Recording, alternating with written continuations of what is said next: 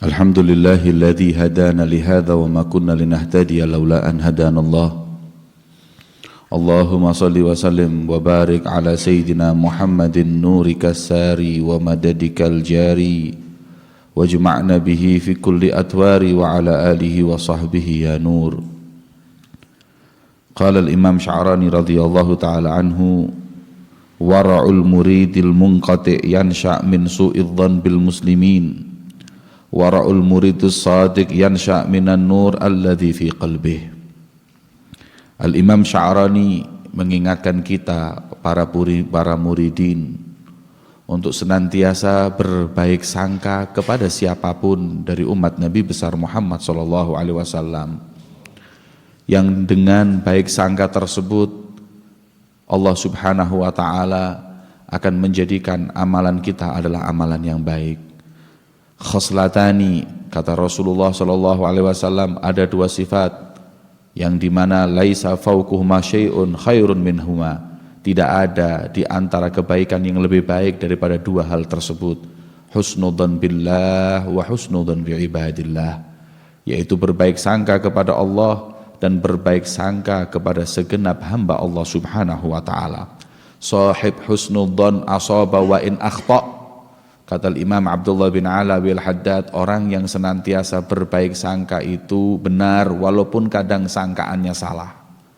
Wa sahib su'udzan akhta wa in asab, dan orang yang senantiasa berprasangka buruk itu salah walaupun prasangkanya kadang benar.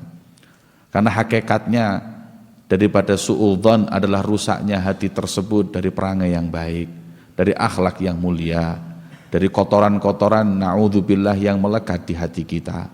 Maka itu senantiasalah untuk menghiasi hati dan pikiran kita dengan berbaik sangka kepada segenap umat Nabi besar Muhammad sallallahu alaihi wa ala alihi wasallam. Dengannya insyaallah hati kita semakin bersih dan cahaya hikmahnya semakin berpancar hingga Allah memberikan kepada kita ilmu yang mudah, ilmu ladunni. Allah Subhanahu wa ta'ala membuka kepada kita untuk mempermudah mengambil warisan baginda Muhammad sallallahu alaihi wa ala alihi wasallam. Yurwa, ada riwayat an ba'dhi salihin bahwa suatu saat di satu pondok pesantren kedatangan qutta'ut tariq, para perampok. Perampok tadi itu mereka masuk ke pondok pesantren karena beberapa hari merampok nggak mendapatkan barang jarahan. Setelah itu mereka lapar dan mereka menginginkan makan dan istirahat. Sampai di pondok pesantren tersebut, ketika si perampok tadi itu masuk, seorang daripada murid di pondok itu berkata, "A'anta mujahidun fi sabilillah?" Karena dilihat membawa pedang dan kendaraan, maka orang itu berkata, "Apakah kau seorang mujahid fisabilillah?" Maka perampok tersebut mempunyai inisiatif untuk mengaku bahwa dirinya bukan seorang perampok tapi mujahid. Kemudian dia berkata, "Bala, iya betul, saya mujahid fisabilillah." Fastaqbalahu istiqbalan haron. Maka orang-orang di pesantren itu pun semuanya menyambut dengan sambutan yang baik. Mereka ditakdir, mereka itu dimuliakan, mereka dihargai seakan-akan seorang aulia, seorang wali min aulia Allah Subhanahu wa ta'ala. Mereka pun memasak untuk para rombongan qutta'ut tariq atau perampok tersebut. Senyum seorang di antara mereka satu dengan yang lainnya, merasa bahwa sesungguhnya mereka telah menipu para santri tersebut. Akan tetapi ketika mereka para perampok itu makan, selesai mereka makan, diperintahkan untuk sholat. Ini waktu sholat, ayo datang. Ketika waktu sholat itu datang, para perampok itu mengatakan, "Aku ingin berwudu." Maka mereka pun menyediakan tempat berwudu. Para santri yang senantiasa berbaik sangka itu pun menyiapkan air, dan bekas air yang dipakai oleh mereka para qutta'ut tariq itu pun gak dibuang tapi diambil, diberi wadah. Oleh para santri bekas air tersebut diambil, diminum dengan istiqat, dengan keyakinan yang kuat bahwa ini adalah para mujahidina fi sabilillah. Ini para orang-orang yang mengorbankan harta dan waktunya untuk i'la kalimatillah. Maka pun mereka berebut anak pesantren tersebut untuk minum bekas daripada air wudhu para mujahidin di pandangan mereka. walaupun hakikatnya mereka adalah perampok, mereka adalah orang-orang yang gak takut sama Allah. Ketika mereka selesai sholat, mereka ketika itu berpikir, para perampok itu, ya Rabb, saya ini adalah seorang perampok, tapi para santri itu dengan husnudzannya bekas air minum pun diminum. Kemudian seorang di antara mereka berkata, subhanallah, lah kalau kita jadi mujahidin fisabilillah beneran, apa enggak kita dimuliakan oleh Allah? Kita ini sudah maksiat sama Allah, masih sama Allah itu dikuasai hati orang-orang untuk berbaik sangka dengan kita. Kita ini ngelanggar perintah Allah, kita ini selalu maksiat sama Allah, kita itu perampok, tapi Allah subhanahu wa ta'ala enggak memberi bala kepada kita, enggak menguji kepada kita. Justru Allah subhanahu wa ta'ala mengetuk hati para santri itu berbaik sangka dengan kita. Maka mereka setelah sholat berikrar, taibina ilallah, taibina ilallah, kita taubat, sudah taubat. Maka mereka pun keluar dari pondok pesantren itu mempunyai niat untuk menjadi para mujahidin fisabilillah. Adapun para murid tersebut, setelah mereka pulang, beberapa hari kemudian tidaklah seorang yang minum daripada air para mujahidin atau para qutta' thariq itu, kecuali Allah memberikan kepadanya futuhul arifin. Allah memberikan kepadanya pemahaman ilmu agama. Seakan-akan mereka tersebut setelah meminum air para perampok karena husnudzannya mereka adalah wali min auliyaillah, maka Allah memberikan kemudahan ketika mereka menghafal, memberikan kemudahan ketika mereka itu mempelajari ilmu, memberi kemudahan ketika mereka itu menuntut ilmu. Coba lihat, orang yang husnudzan, gak ada yang salah, perampoknya tobat, yang husnudzan pun mendapat ilmu laduni, mendapatkan futuhul arifin. Subhanallah, hadza huwa sahib husnudzan. Maka para santri, para murid diperintahkan, kalau kita pengen, apabila kita itu tambah dari hati kita rasa kewaraan, cinta kepada Allah, senantiasa husnudzan. Akan tetapi wara'ul murid shadiq yansha' minin nur alladzi fi qalbi. Tapi ingat bahwa yang nama, ketahuilah bahwa warok yang timbul di hati seorang yang murid shadiq tersebut adalah cahaya yang keluar dari hati orang itu. Maka insya Allah dengan penuh husnudzan, prasangka baik kita kepada Allah, prasangka baik kita kepada segenap umat Nabi Muhammad SAW, kita pun akan bahagia di dunia, lebih-lebih kelak nanti di akhirat. Wa kana yaqul, kemudian diingatkan lagi bahwa Sayyidi Abul Abbas Al-Mursi, beliau berkata, wallahi ma ra'aitul murida illa fi daf'i himmatihi amma bi'aidil khalq. Demi Allah, aku enggak lihat seorang murid, seorang santri yang benar-benar sukses kecuali kalau dia sudah benar-benar menganggap ringan, menganggap hina apa yang di tangannya, yaitu dunia. Kalau seorang murid santri masih menganggap uang itu berharga, masih menganggap bahwa dunia itu agung, dia nggak akan sukses dalam menuntut ilmu. Seorang yang sudah diberi sama Allah kemuliaan, menjadi pewaris Nabi, mendapatkan nur dari Allah subhanahu wa ta'ala, menolehkah dia dengan sesuatu yang lebih hina? Na'udzubillah min dzalik. Maka beliau meriwayatkan, qol walaqad ra'aitu yauman kalban, kata Abul Abbas Al-Mursi, beliau memberi hikmah kepada kita.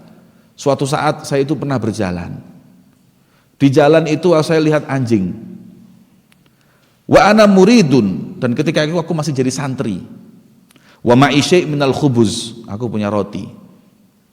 Aku berjalan, aku lihat ada anjing yang kelaparan. Aku punya roti, aku ambil roti, fa wada'tuhu baina yadayhi. Aku letakkan makanan itu di hadapan wajahnya atau di bawah kakinya. Falam yaltafit ilaih. Anjing tadi ketika aku beri roti, menoleh pun tidak, dihembus pun tidak. Fa'idha biqailin yaquli sirri. Ketika itu, ketika aku melihat bahwa makanan yang aku sediakan di lidah atau di mulut anjing dan tidak ditoleh oleh anjing, seakan-akan ada satu hatif, seruan yang menyeru seakan-akan langsung masuk ke telinga dan hatiku, yang mengatakan uffin, ya, uffin, diam, bungkam. Kenapa? Liman yakunul kalab azhad minhu, bahwa ketahuilah anjing itu lebih zuhud, lebih enggak cinta dunia daripada orang yang memberi tersebut. Subhanallah. Anjing ini binatang paling rakus, tapi kadang kita kasih makan, dia masih zuhud, masih menolak. Nah, kalau manusia yang diberi oleh Allah kemuliaan nafsunya, kemuliaan daripada akalnya, kemuliaan dari kedekatannya sama Allah, kalau dia rakus, akhas minal kalab, Dia lebih hina dari anjing. Anjing mesti bisa zuhud. Bagaimana dengan orang tersebut? Maka itu kita ambil satu hikmah, bahwa sesungguhnya kita nggak akan pernah mendapatkan sirnya Allah, nggak akan mendapatkan rahmatnya Allah, nggak akan mendapatkan daripada kemuliaan ilmu ini selama kita masih mencintai berlebihan kepada dunia. Yang di tangan kita ini, harta kita ini harus sesuatu yang rendah dibanding dengan ilmu yang kita miliki. Kalau sudah kita menganggap ilmu lebih mahal daripada harta kita, lebih mahal daripada ilmu, na'udzubillah, itulah calon-calon orang-orang yang akan menjual agama Allah Subhanahu wa ta'ala untuk harga yang murah. Itulah yang terjadi di antara kita. Kadang ilmu yang dia miliki nggak ada nilainya, yang dia tuntut adalah dunia yang dia miliki. Apapun mereka inginkan, apapun mereka yang dia inginkan dengan cara yang dia inginkan, na'udzubillah min dzalik. Wa kana yaqul iyyakum ayyuhal muridun antaga'u fi haqqi ahadin min aqran syaikhikum. Hati-hati wahai para murid, jangan sekali-kali engkau itu ghibah, membuka aib atau melihat kekurangan atau mencaci bahkan teman dari gurumu. Orang-orang yang mulia, para ulama yang walaupun kadang kita lihat ada ketidakcocokan di antara guru kita dengan guru yang lain, selama manhajnya benar, mereka orang Ahlus Sunnah wal Jamaah, hanya perbedaan ada pada uslub atau metode berdakwah. Hati-hati, jaga lisanmu, jaga hatimu. Fa inna luhumul auliya summun. Kata beliau bahwa sesungguhnya jangan sampai lisanmu ngerasani mereka, ngomongin hal mereka, membuka aib mereka. Mereka itu ulama, mereka itu adalah orang yang dagingnya beracun. Karena dikatakan bahwa sesungguhnya orang itu kalau ghibah orang seperti makan dagingnya. Kalau orang biasa dimakan dagingnya nggak masalah, tapi kalau orang aulia, orang soleh, makan dagingnya daging beracun. Intinya kualat. Ilmu kita jadi nggak manfaat. Kemudian dunia kita nggak karu-karuan, lebih-lebih kelak nanti di akhirat. Maka dikatakan oleh ba'dul ulama, man waqa'a fi irdi waliyin min auliyaihi yukhsha an yamuta ala ghairi iman. Maka dikatakan oleh ulama, barang siapa yang berani ngerasani, barang siapa yang berani menghina, barang siapa yang berani membuka aib wali min auliyaillah, seorang wali daripada Allah, kami takutkan dia mati nggak akan membawa iman, alias mati su'ul khatimah, na'udzubillah min dzalik. Maka itu iyyakum thumma iyyakum minal istihanah bi ghibati ahadin idza lam tablugh tilkal ghibah. Hati-hati kalau apabila apa yang kau katakan itu nggak nyampe ke mereka, hati-hati. Kalau nggak nyampe, lebih-lebih lagi kalau perkataanmu itu bisa nyampe ke telinga mereka. Kalau mereka itu hatinya marah, mereka hatinya gusar, na'udzubillah, orang-orang para aulia Allah, kalau hati mereka gusar, kata Allah, man adali waliyan faqad adzantuhu bil harbi. Orang yang nyakiti para waliku, orang itu pantas untuk aku perangi, kata Allah Subhanahu wa taala. Siapa yang mampu untuk berperang dengan Allah? Siapa yang mempunyai kekuatan yang bisa berperang dengan Allah? Kita lemah. Kullukum fuqara indallah, kita ini fakir, kita ini dhaif, khuliqal insanu dhaifan. Siapa yang berani untuk menentang Allah? Maka na'udzubillah min dzalik, jangan sampai kita itu memusuhi, menghina wali min auliyaillah yang dengannya kita Allah Subhanahu wa taala akan murka kepada kita, na'udzubillah min dzalik.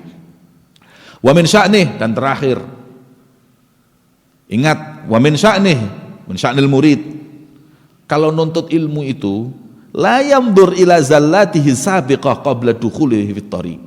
Ketika nyantri, jangan ingat-ingat apa yang pernah terjadi dahulu ketika kita dalam kehidupan masa lalu kita. Di antara kita ada yang maksiat, di antara kita ada yang berbuat hal yang enggak membawa ridha Allah, di antara kita ada yang melakukan perbuatan yang hina. Akan tetapi ketika kita masuk pesantren, melangkahkan kaki kita ke pondok pesantren, langkah awal kita jangan menoleh kepada kehidupan kita yang telah lalu. Wa yaqul fi nafsih ba'id ala mithli an yaftah alaih wa yasir salihan fa inna dzalika min akbarul qawati. Bahkan sampai ada dalam hatinya yang berkata, orang seperti aku enggak pantas jadi orang soleh. Orang seperti aku enggak mungkin dapat ilmu yang manfaat. Orang seperti aku nggak bakal jadi ulama. Ingat kata Imam Sya'rani, kata Abil Abbas Al-Mursi, kalau sudah di hati kita ada perasaan suudzon seperti itu sama Allah, hadzal gawati', itulah yang memutus hubunganmu dengan Allah. Karena kau berprasangka bahwa Allah itu nggak bisa merubah keadaan seseorang. Apakah Allah nggak bisa merubah batu itu menjadi emas? Apakah Allah nggak bisa merubah orang yang nggak baik menjadi baik?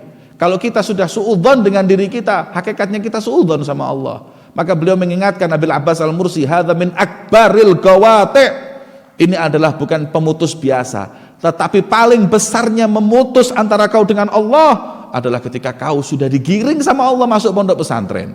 Ketika kau digiring oleh Allah masuk ke majelis taklim. Ketika kau digiring oleh Allah untuk menuntut ilmu, tapi kau masih berprasangka buruk kalau kau nggak mungkin jadi orang baik. Na'udzubillah. Apakah kau masih meragukan kebesaran zat yang menggiringmu ke tempat itu?